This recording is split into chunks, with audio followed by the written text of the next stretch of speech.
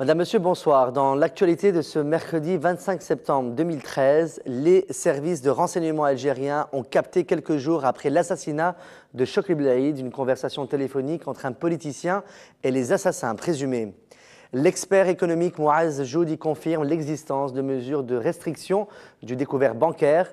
Tahar Ben Hassine critique les nominations au sein de Nid et Tunis et compare Béji Caïd Essebsi à Bourguiba.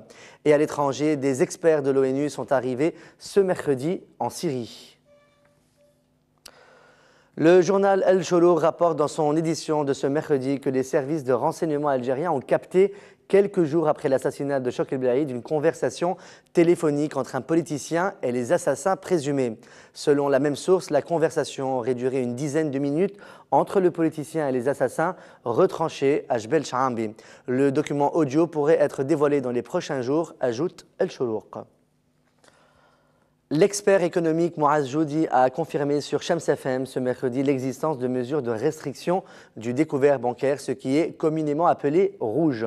D'après Mouaz Joudi, il est certain que les banques tunisiennes ont reçu des directives et que les citoyens tunisiens à découvert dès les premiers jours du mois subiront le contre-coup de telles mesures. Et je cite, une pareille décision provoquera une autre révolution dans le pays, avance l'expert.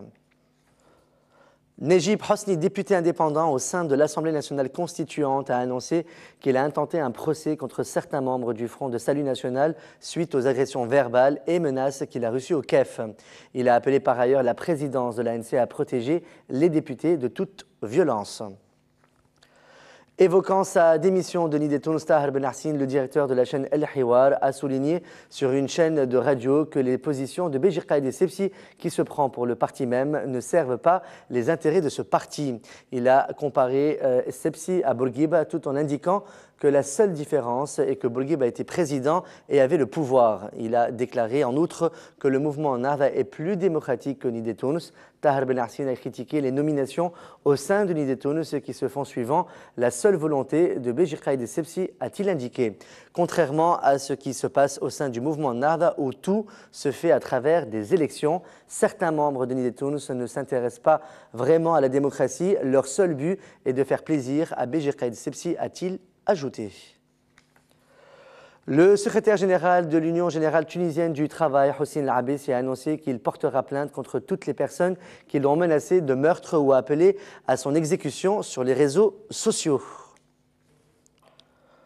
Le comité de soutien du rappeur Wad El-Kenz a annoncé hier, mardi 24 septembre, que l'artiste Clay Bibi, de son vrai nom, Ahmed Ben Ahmed, comparaîtra jeudi devant le tribunal cantonal de Hammamet après avoir fait opposition à un jugement le condamnant à 1 an et 9 mois de prison ferme avec exécution immédiate du jugement.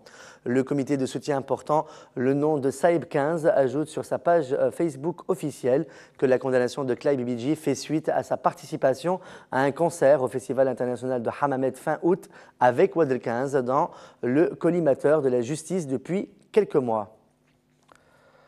Le syndicat général indépendant des cadres et agents des gouvernorats et municipalités a décidé d'appeler à une grève générale nationale les 1er et 2 octobre, a indiqué ce mercredi 25 septembre le secrétaire général du syndicat Youssef Jouini. À l'issue d'une réunion de son bureau exécutif élargi, le syndicat a pris cette décision par solidarité avec le syndicat général des cadres du ministère de l'Intérieur qui revendique la mise en place d'un statut fondamental pour le secteur. À l'issue de sa rencontre avec Hossein El-Abessi ce mercredi 25 septembre, le secrétaire général de Nid et Tunis, Taïb Bakouche, a souligné l'impératif d'adhérer sans condition à la feuille de route pour la sortie de crise élaborée par le quartet des parrains du dialogue national. Taïb Bakouche estime que la Troïka ne fait pas preuve de suffisamment d'enthousiasme quant à la feuille de route, alors que le porte-parole du Front populaire Hamal Hamemi a rappelé que le Front de Salut national adhère à l'initiative du quartet et appelle à sa mise en application. Dans l'actualité internationale, des experts de l'ONU sont arrivés aujourd'hui, mercredi, en Syrie, venant de Beyrouth, afin de poursuivre leur enquête sur l'utilisation d'armes chimiques. L'équipe dirigée par Eike Slelstrom doit enquêter sur plus d'une dizaine d'allégations d'attaques à l'arme chimique en Syrie durant les 30 mois de conflit. Les experts n'ont cependant pas mandat de déterminer les responsables de telles attaques. Elles étaient venues en Syrie le mois dernier et avaient conclu dans un rapport présenté le 16 septembre septembre à l'utilisation d'armes chimiques à une large échelle. Il y a des preuves que du gaz sarin a été utilisé dans une attaque dans la Ghouta orientale, près de Damas, le 21 août, selon leur rapport.